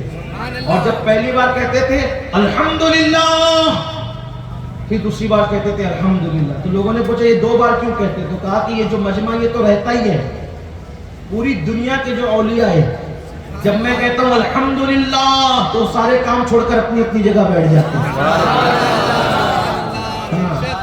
یعنی اس کا مطلب لوگ آج انٹرنیٹ پر غرور کر کے کہتے ہیں مجھے تو اتنے ملکوں میں سنا جاتا ہے, اور تو انٹرنیٹ کا محتاج ہے. میرے مرشد کو تو جب کچھ بھی نہیں تھا تب بھی پوری دنیا کے اولیاء سنا کرتے. بلکہ ان کی شان بتاؤ, ایک مرتبہ ایسا ہو گیا کہ بیان جذبات میں کرتے, جذبات بیان کرنے, درس میں اور کتاب میں تو فرق ہوتا ہی ہے. تو جذباتی کیفیت تھی, اس میں آپ کے امامے کا شملہ نکل گیا. ہم قادری لوگوں کی بھی ایک عقیدت ہے, اپنے مرشد کے امامے کے شملے کے نکلنے کی بات کرتے ہیں تو پھر ہم اپنے شملے کو قائم نہیں رکھ سکتے. یہ غیرت قادریت ہے. نکل گیا, جیسے شملہ نکلا تو محفل میں جتنے لوگ تھے سب نے اپنی امامے اپنی ٹوپیاں غوث پاک کے قدموں میں رکھ دی. مرشد تمہارا شملہ کھل گیا تو ہمارا کیسے ہے, سب نے قدموں میں رکھ دیا. سرکار غوث اعظم نے برابر کر لیا, سب نے اٹھا کر کے رکھ لیا. ایک دوپٹہ رہ گیا نیچے. محفل کے سب لوگوں کی ٹوپیاں امامے جس نے جو رکھا تھا وہ سب اٹھا لیے, لیکن سب کے سر بھر گئے, دوپٹہ رہ گیا. غوث پاک نے یوں اٹھایا, یوں کندھے پہ رکھا, ایک ہاتھ آیا اور وہ دوپٹہ غائب ہو گیا. لوگوں نے کہا یہ کیا, کہا کہ تم تھوڑی سن رہے تھے, وہ فلاں ملک میں ایک ولیہ بھی سن رہی تھی, جب تم نے امامے لا کر کے رکھے تو اس نے بھی اپنا دوپٹہ رکھ دیا. ہم نے یہاں رکھا, اس نے وہاں سے اٹھا. یہ ولایت کی تعینات ہے, یہ غوث اعظم کی شان ہے. 11ویں والا پیر ایسا تھا.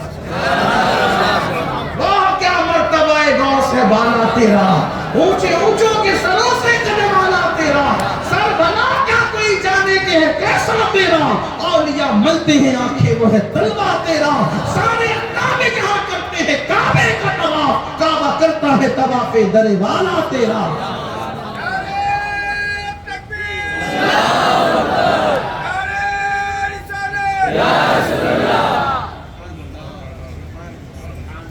تو ابن الجوزی نے یہ طریقہ اختیار کیا کہ ایسے بیٹھیں گے. غوث پاک نشین ہے, بہت خوبصورت تھی, اور غوث اعظم کی شان ہی بڑی تھی. غوث اعظم فرماتے جس نے مجھے دیکھا, جس نے مجھے دیکھا انشاءاللہ اس پر عذاب قبر نہیں ہوگا. جو مومن دیکھے اس کے عذاب قبر نہیں ہوگا. بہرحال تو لیکن آج کل جلسوں کا اس وقت پتہ نہیں کیا حال تھے, لیکن آج کل جلسوں کا کیا ماحول ہے. جیسے ابھی یہ ہمارے مظفر بھائی مالیگاؤں, ہمارے مالیگاؤں کی ہے, آئے تھے تو انہوں نے تاریخ لی, تاریخ لینے کے ساتھ ہی بتا دیا کہ آپ کو غوث پاک پہ بولنا ہے اور اہل بیت پہ بولنا ہے. مطلب کیا کہ مقرر تیاری کر کے ہے کہ اس کو بولنا کس پہ, پہلے سے مانتا ہے نا. غوث پاک کے ایسا کچھ نہیں تھا.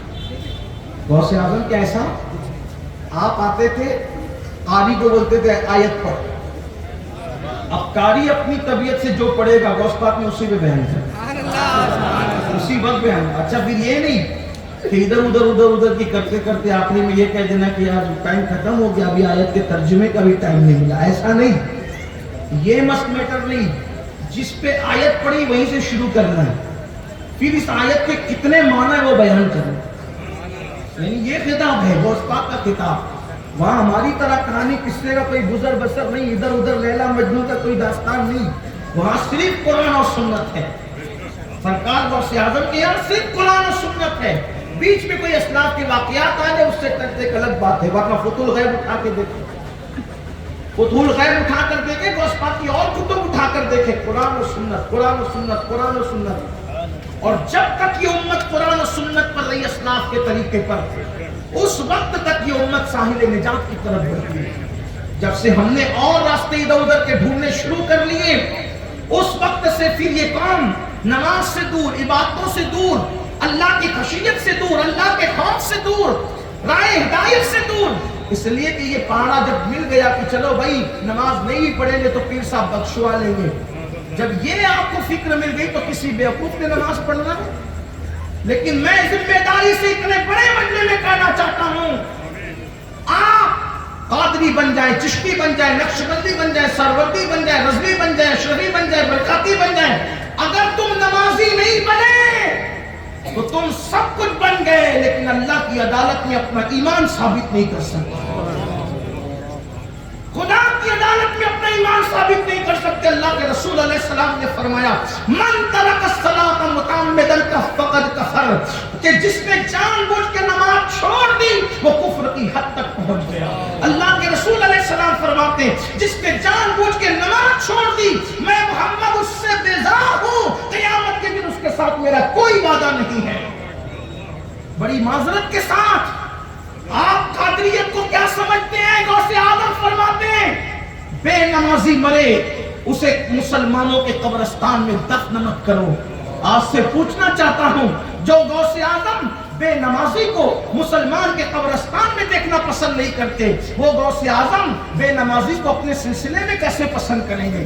اپنی مرضی سے جو چاہے قادری بن جائے، لیکن سچی قادریت سنت کا نام ہے، شریعت کا نام ہے، غوث اعظم کے طریقے پہ ڈٹ جانے کا نام ہے. اس سے ہٹے بے نمازی ہو کر کوئی قادریت کا تصور نہیں ہے. اس لیے مسلمانوں بے نمازی پن سے توبہ کرو، بے نمازی پن سے بچو. سرکار غریب نماز فرماتے ہیں جو نماز نہیں پڑھتا قیامت کے دن اس کی شکل بد جانور کی ہوگی، سور کی.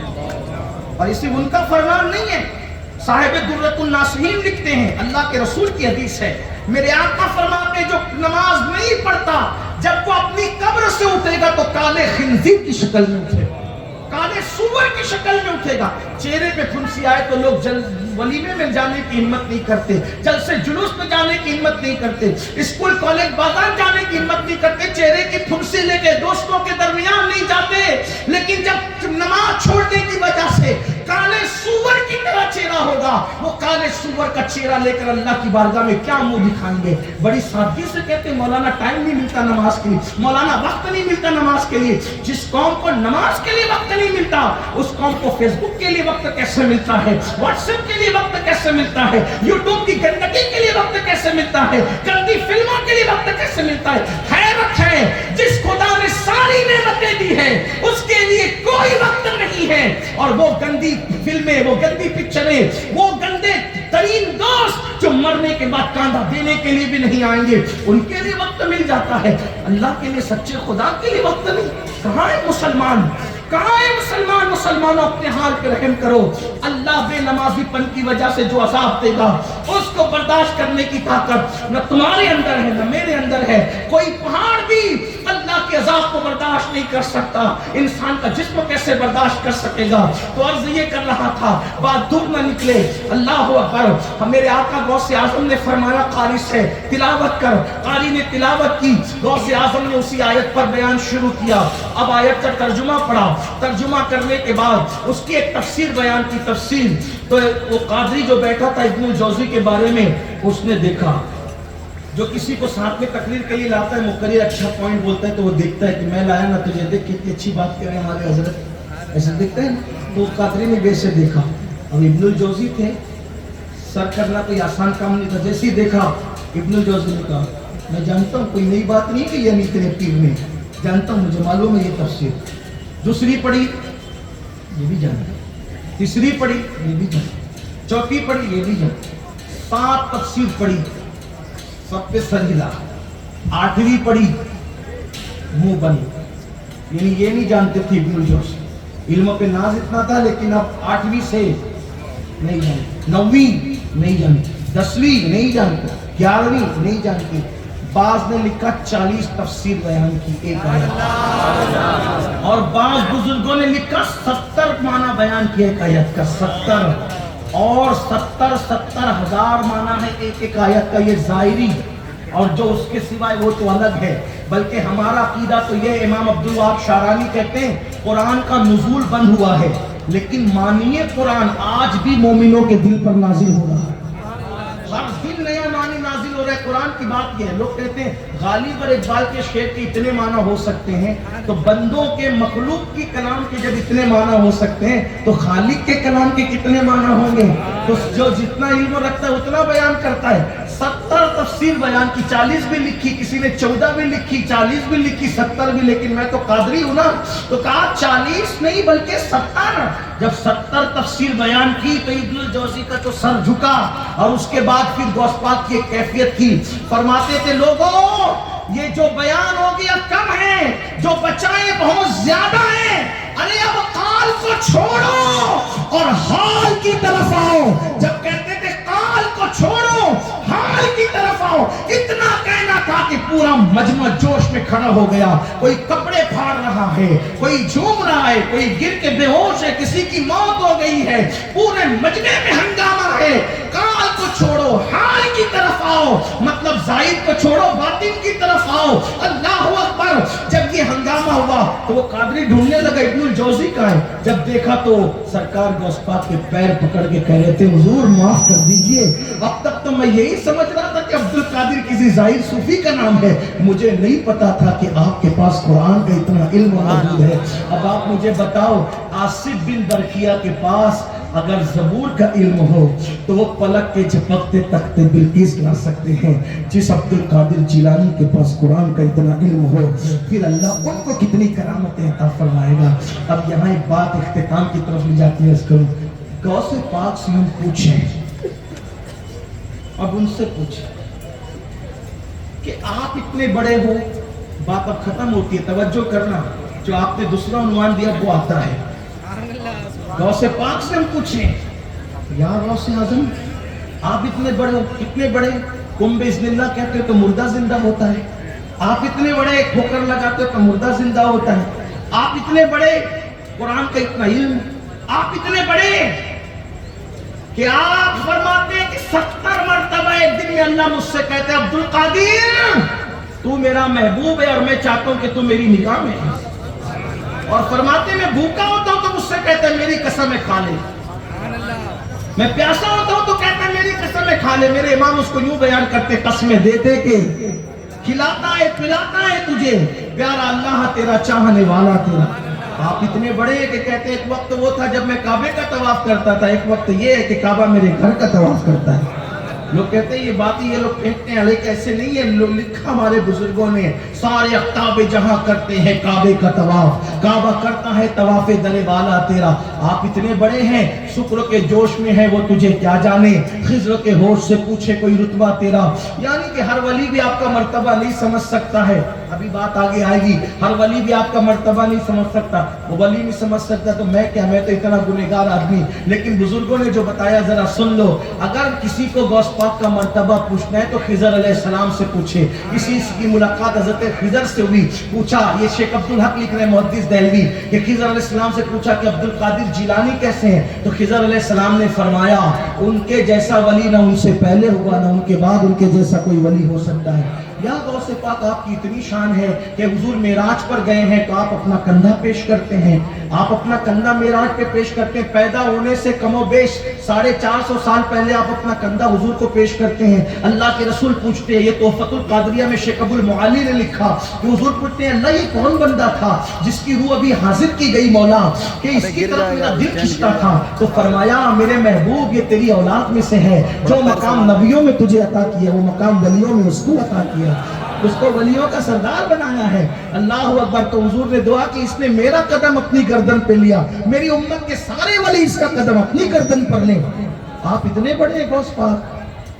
سر بھلا کیا کوئی جانے کہ ہے کیسا تیرا، اولیاء ملتے آنکھیں وہ تل. بھئی کسی کو کچھ نہ کچھ ملتا ہے تو کسی وجہ سے ملتا ہے، آپ کو کیسے ملا؟ یہ بات ہے، یہ اصل بات ہے. آپ کو کیسے ملا؟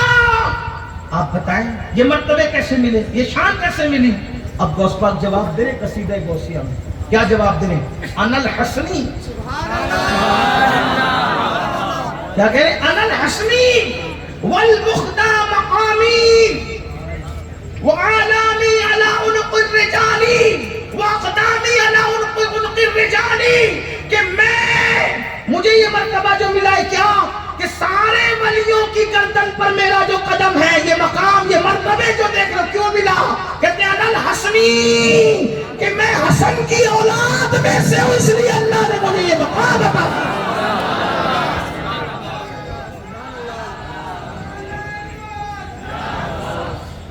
یعنی ہم قادری ہونے میں فخر کر رہے ہیں اور غوث پاک حسنی ہونے میں فخر کر رہے ہیں۔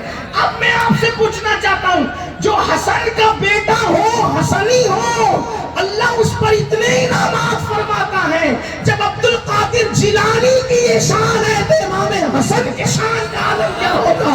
اور جب امام حسن کی یہ شان ہے تو ان کے بابا علی مرتضیٰ کی شان کا عالم کیا ہوگا؟ یہاں مجھے امام احمد رضا یاد آتے ہیں۔ امام احمد رضا کہتے ہیں، سن لے کیا کہتے ہیں، الوہیت ہی ایک احمد نے نہ پائی، نبوت ہی سے تو عاقل ہے یا غوث۔ اور کہتے ہیں صحابیت ہے پھر تابعیت، پھر آگے قادری منزل ہے یا غوث، ہزاروں تابعی سے تو فضوتر، یہ طبقہ مجملاً فاضل ہے یا غوث۔ اور وہ کیا جانے گا فضل مرتضیٰ کو، وہ کیا جانے گا فضل مرتضیٰ کو جو تیرے فضل کا جاہل ہے یا غوث۔ ارے عبد القادر جیلانی جو تجھے نہیں جانتا، وہ علی مرتضیٰ کا مرتبہ کیا جان سکتا ہے؟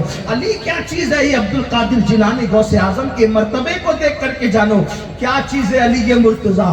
اب آئیے وہ پنجتن کی بارگاہ میں خراج پیش کر کے اپنی بات مکمل کر دوں۔ اللہ اکبر، یہاں پر امام اہل سنت کی مطلع القمرین ہے، مطلع القمرین، اور پھر اس کو نقل کیا ہے علامہ حسن رضا بریلوی استاد زمن نے تزک مرتضوی کے اندر آخری حصے میں۔ تھوڑا سا ذرا سنیں، تھوڑا سنیں۔ علی جو حسن کے بابا ہیں اور غوث اعظم جو بیٹے ہیں، اولاد ہیں امام حسن کی۔ کیسے اولاد ہیں؟ غوث اعظم شیخ عبد القادر جیلانی، ان کے والد شیخ ابو صالح موسیٰ جنگی دوست، ان کے والد حضرت عبداللہ جیلی، ان کے والد سید یحییٰ زاہد، ان کے والد سید محمد، ان کے والد سید داؤد، ان کے والد جو ہے سید عبداللہ، ان کے والد موسیٰ ثانی، ان کے والد حضرت سیدنا موسیٰ الجون، ان کے والد عبداللہ المحض، ان کے والد حسن مسنہ، ان کے والد امام حسن مجتبی، ان کے والد علی مرتضیٰ، ان کی بیوی سیدہ فاطمہ، ان کے والد محمد رسول اللہ۔ یہ سلسلہ ہے میرے غوث اعظم کا، سلسلۃ الذہب ہے، یہ سلسلۃ الذہب ہے میرے مرشد غوث اعظم کا۔ اب آپ اندازہ کریں جب بیٹا ایسا ہے، حسن کیسے ہوں گے، حسین پاک کیسے ہوں گے، سیدہ فاطمہ کیسی ہوگی، مولا علی کیسے ہوں گے؟ آئیے تھوڑا سا سن لیں۔ اور سیدہ فاطمہ کا تو کیا کہنا، حضرت سیدہ عائشہ صدیقہ فرماتی ہے کہ میں نے دیکھا، لوگ کہتے ہیں ارے مجھے ذرا سمجھو میں کون ہوں، یہ ہمارے امام صاحب یہاں کے ماشاءاللہ بڑی تعریف کرتے ہیں، یہاں کے لوگ امام صاحب کی بڑی محنت کی، انہوں نے بڑا ماحول بنایا۔ ہمارے مظفر بھائی آئے تھے تو وہ بھی بتا رہے تھے کہ بڑا کام کیا۔ اب یہ امام صاحب تشریف لائیں، ان کے لیے میں اٹھ کے کھڑا ہو جاؤں گا تو لوگ کہہ رہے ہیں دیکھو ہمارے امام کا مرتبہ ہے۔ میں تو اپنے آپ کو امین القادری کہتا ہوں، لیکن آپ تھوڑا عزت سے نام لیتے تو سمجھانے کے لیے کہہ رہا ہوں۔ ہمارے امام کی آمد پر سید صاحب کھڑے ہوئے، ہاں کیا مرتبہ ہمارے امام کا؟ میں کہتا ہوں سید صاحب کھڑے ہوئے تو امام کا مرتبہ پتہ چلا ہے نا۔ اظہری صاحب کے آنے پر سید صاحب کھڑے ہوئے، امام کا مرتبہ، محدث صاحب کھڑے ہوئے، امام کا مرتبہ، مفتی صاحب کھڑے ہوئے، پیر صاحب کھڑے ہوئے، امام کا مرتبہ۔ میں نے کہا کوئی حسنین کی امی کی عظمت کا اندازہ تو لگا لے نظر آ۔ حسنین کی مادر کا، ام الحسنین کی عظمت کو کوئی اندازہ لگائیں۔ راویہ ہے سیدہ عائشہ صدیقہ طیبہ طاہرہ، جس کے بستر پہ قرآن نازل ہوتا ہے، وہ ام المومنین سیدہ عائشہ صدیقہ روایت کرتی ہے کہ میں نے جب دیکھا کہ فاطمہ حضور سے ملنے آ رہی ہیں تو میں دیکھتی تھی کہ جس کے لیے سب کھڑے ہو جاتے ہیں وہ محمد الرسول اللہ فاطمہ کے لیے کھڑے ہو جاتے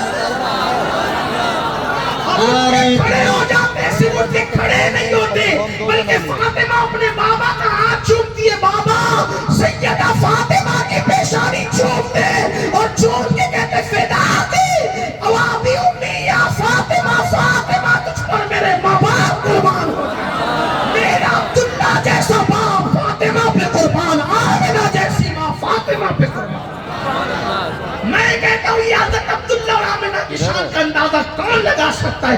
باپ ہونے کے اعتبار سے پوری کائنات میں عبداللہ کی کوئی مثال نہیں ہے، اور ماں ہونے کے اعتبار سے سیدہ آمنہ کی کوئی مثال نہیں ہے، لیکن ایسے ماں باپ حضور جس پہ قربان کر رہے ہیں وہ ام الحسنین سیدہ فاطمہ کی ذات ہے۔ اور پھر حضور کرتے کیا؟ اٹھ کے کھڑے ہو، ایک دو مرتبہ کا نہیں، ہمیشہ کا، اور ان کو اپنی جگہ پہ بٹھا، ان کو اپنی جگہ پہ بٹھاتے اور فرماتے فاطمہ تو بداتو منی، فاطمہ میرے جگر کا ٹکڑا ہے، اس کو اور جس نے راضی کیا اس سے خدا راضی ہوا، اور اس کو جس نے ناراض کیا اس سے خدا ناراض ہوا۔ یہ ہے سیدہ فاطمہ جس کے دوپٹے کو بھی کبھی چاند و سورج نے نہیں دیکھا، یہ سیدہ فاطمہ تو جان۔ اور حسن امام حسین کو تو آپ جانتے ہیں، کون نہیں جانتا؟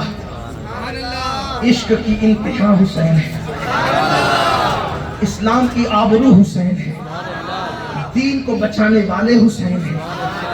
بلکہ ادیب لائل پوری نے تو بڑی بات کر دی، کہتے ہیں کہ آل رسول آل نبی کا کام تھا، آل نبی ہی کر گئے، کوئی نہ لکھ سکا ادیب ایسی کتاب ریت پر۔ کس کا کام تھا؟ آل نبی کا کام، آل نبی ہی کر گئے، کوئی نہ لکھ سکا ادیب ایسی کتاب ریت پر۔ جتنے سوال عشق نے آل رسول سے کیے، ایک کے بعد ایک دیا سارا جواب ریت پر۔ عشق میں کیا لٹائیے، عشق میں کیا بچائیے، توجہ کریں امام حسین کیا چیز ہے۔ عشق میں کیا لٹائیے، عشق میں کیا بچائیے، آل نبی نے لکھ دیا سارا نصاب ریت میں۔ کیا بچائیے، کیا بچائیے، کیا بچائیے۔ یہ بمبئی ہے، یہاں مہاجرین کی اکثریت ہے، لکھنؤ سے آیا تھا 100 سال پہلے، 200 سال پہلے، ممبئی میں رہتے رہتے 4 نسلیں بیت گئی، پھر بھی لکھنوی کہلاتا ہے۔ بولے ہے کہ نہیں؟ 100 سال کے بعد بھی اندور سے آیا تو اندوری کہلاتا ہے، صحیح ہے؟ گونڈوں سے آیا تو گونڈوی کہلاتا ہے، بستی سے آیا تو بستوی کہلاتا ہے۔ مطلب آدمی وطن چھوڑتا ہے، وطنیت نہیں چھوڑتا۔ لیکن حسین کے عشق کا کوئی میرے مولا کا اندازہ تو لگائے۔ حسین مدینے والے تھے اور کہلاتے ہیں کربلا والے۔ عشق میں وطن بھی لٹا دیا، گھر بھی لٹا دیا، سب لٹا دیا، سارے بچے لٹا دیے، ایک بیمار چھوڑا۔ جو تندرست تھے اس کو اللہ کی راہ میں دے دیا، جو بیمار تھے اس کو اپنے لیے رکھ لیا، اور ہمیں سبق دیا تندرست تو اللہ کو دو، بیمار اپنے لیے رکھو۔ لوگ تو کہتے تھے بیمار رکھ کے گئے سب مریں گے، اب کوئی نہیں بچے گا حسین کی نسل، لیکن اللہ نے ایک میں اتنی برکت دی، اس لیے کہ 1 2 تو وہ 10 دیتا ہے، توجہ، اس کی راہ میں 1 2 تو 10 دیتا ہے، اور نیت اچھی ہو تو 70 دیتا ہے، اور نیت اچھی ہو تو 700 دیتا ہے، اور نیت اچھی ہو تو بے حساب دیتا ہے۔ حسین نے سب لٹا کے ایک بچایا تھا، ایک میں اتنی برکت دی کہ دنیا میں کوئی محلہ ایسا نہیں ہے جہاں حسین کا سید موجود ہے، اور بتا دیا گیا جو اللہ کی راہ میں قربان ہوگا اس کی تو نسل ہی بڑھنی۔ یزید 18 چھوڑ کے مرا تھا، ایک بھی نہیں ہے، 18 چھوڑ کے مرا تھا، کوئی کہتے 14، کوئی کہتے 4، کم سے کم 4 کہتے ہیں، لیکن 18 تک کی روایت مورخین نے لکھی ہے۔ 18 چھوڑ کے مرا تھا، ایک بھی نظر نہیں آتا۔ پتا چلا جو دین مٹائے گا اس کی نسلیں مٹ جائے گی، جو دین بچائے گا اللہ اس کی نسلوں کو آباد فرمائے گا۔ کیا شان ہے امام حسین کی۔ اے دل بگیر دامن سلطان اولیاء، یعنی حسین ابن علی جامع سیدہ فاطمہ امام حسین، یہ امام حسن یہ پڑھ دیا۔ اب آئیے ذرا سن لے وہ جو میں اپنے امام کے انداز میں پڑھنا چاہتا تھا۔ اب امام احمد رضا محدث بریلوی علی مرتضیٰ کی فضائل لکھے، تھوڑا سا پڑھتا ہوں۔ کہتے ہیں ہاں کون ہے وہ، کون ہے وہ، کون ہے، انداز دیکھیں، کون ہے وہ جس کے ہاتھ میں خیبر کے دن جھنڈا دیا گیا تھا فتح کا، وہ کون تھا؟ علی تھا۔ ہاں آپ کو بتاؤں، جب ہم لوگ دعا کرتے ہیں تو کیا دعا کرتے ہیں؟ یہ اللہ اس وقت تک ہمیں موت نہیں دینا جب تک مدینہ شریف نہ دیکھ لیں۔ کوئی کہتا ہے اللہ اس وقت تک موت نہ دینا جب تک کعبہ شریف نہ دیکھ لیں، اللہ اس وقت تک موت نہ دینا جب تک بغداد شریف نہ دیکھ لیں۔ یہی دعا کرتے ہو؟ ایسی دعائیں ہیں، پیر کا روزہ نہ دیکھ لے، پیر نہ دیکھ لے، وغیرہ وغیرہ۔ حضور کیا دعا کر رہے ہیں ذرا سن رہے ہیں، کیا دعا کریں؟ مولا علی کو جنگ میں بھیج رہے ہیں، ہاتھ اٹھا کے دعا کرتے ہیں، اللہ مجھے اس وقت تک دنیا سے مت اٹھانا جب تک میں علی کا چہرہ نہ دیکھ لوں۔ علی کے چہرے میں رکھا کیا ہے؟ حضور دعا کر رہے ہیں، اے اللہ اس وقت تک مجھے دنیا سے نہ اٹھانا جب تک میں علی کا چہرہ نہ دیکھ لوں۔ اللہ اکبر۔ پھر حضور کی نے کیا شان عطا کی، جب عقد مواخات یعنی ایک سے دوسرے کو، دوسرے سے دیکھو، ایک سے دوسرے کو، ایک سے دوسرے کو، دوسرے سے ایک کو، صحابہ کو ایک دوسرے کا بھائی بنایا. اے فلاں تو فلاں کا بھائی، تو فلاں فلاں کا بھائی، فلاں فلاں کا بھائی، فلاں فلاں کا بھائی. حضور نے اپنا بھائی کسی کو نہیں بنایا، علی کا بھائی کسی کو نہیں بنایا. محفل ختم ہونے کو آئی، علی روتے ہوئے عرض کرتے یا رسول اللہ سب کو سب کا بھائی بنایا، نہ مجھے کسی کا بھائی بنایا، اکیلا چھوڑ دیا. مسکرا کے کہا علی تو میرا بھائی ہے، انت اخی فی الدنیا والآخرہ، تو دنیا میں بھی میرا بھائی ہے اور آخرت میں بھی میرا بھائی ہے.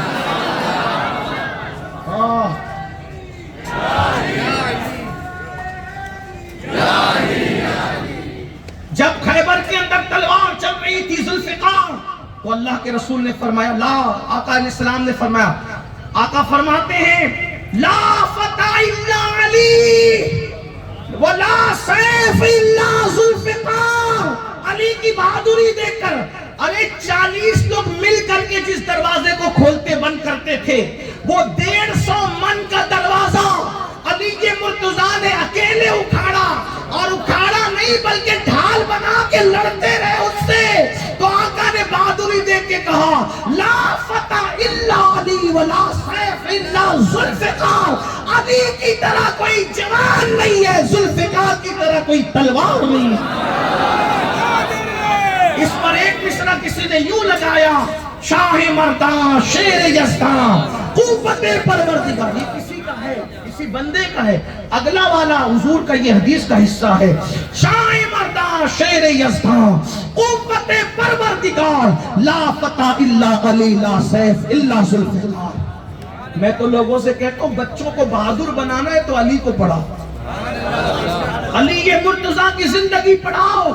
الحمدللہ ہم سنی ہے، مولا علی کا ذکر شان سے کرتے رہیں گے، لیکن صدیق اکبر، فاروق اعظم، عثمان غنی، ان کے جو مرتبے رسول اللہ نے بیان کیے وہ ہمارے ایمان کا حصہ.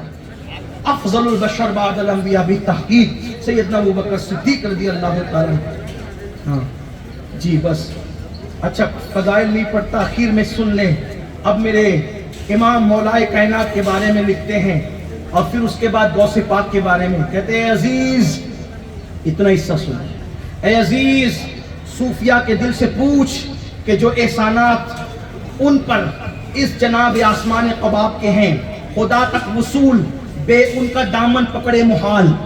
یعنی کہ علی کا دامن پکڑے بغیر اللہ سے قربت محال ہے، نہیں ہو سکتا. کون لکھ رہے ہیں؟ امام احمد رضا. کچھ لوگ کہتے ہیں علی کا ذکر مت کیا کر، اس سے شیعت پھیلتی ہے. میں نے کہا کہ اعلیٰ حضرت کو یہ سمجھ نہ تھی، ذکر علی سے رفضیت نہیں پھیلتی، صحابہ کی گستاخی سے رفضیت پھیلتی. جب ہم یہ کہتے ہیں کہ افضل البشر بعد الانبیاء بالتحقیق صدیق اکبر، فاروق اعظم، عثمان غنی، پھر مولا علی کا ذکر کریں. جب صدیق اکبر کی یاد کا دن ہوگا بالکل انہی کا ذکر ہوگا، پوری شان سے ہوگا. فاروق اعظم کا ذکر ہوگا، پوری شان سے ہوگا. عثمان غنی کا ذکر ہوگا، پوری شان سے ہوگا. علی کے مرتضیٰ کا ذکر ہوگا، پوری شان سے ہوگا. کیونکہ ہم 4 یار والے ہیں. چنا بنے گی محبان 4 یار کی قبر، جو اپنے سینوں میں یہ 4 بات لے کے چلے. اس لیے میری گزارش ہے کہ آپ نعرہ حیدری لگانے سے ڈرا نہیں کریں. ہم نعرہ حیدری بھی لگاتے ہیں اور صدیق اکبر کی غلامی بھی کرتے ہیں.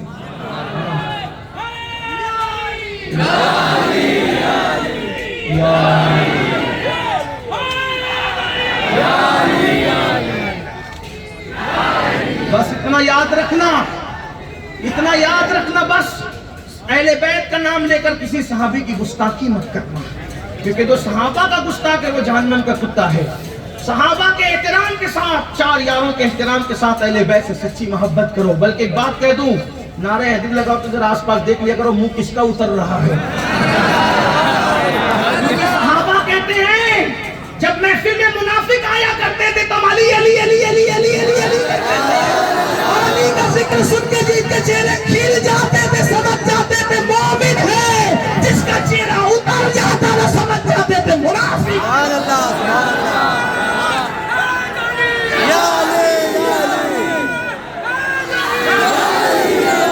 باقی باتیں پھر کبھی انشاءاللہ.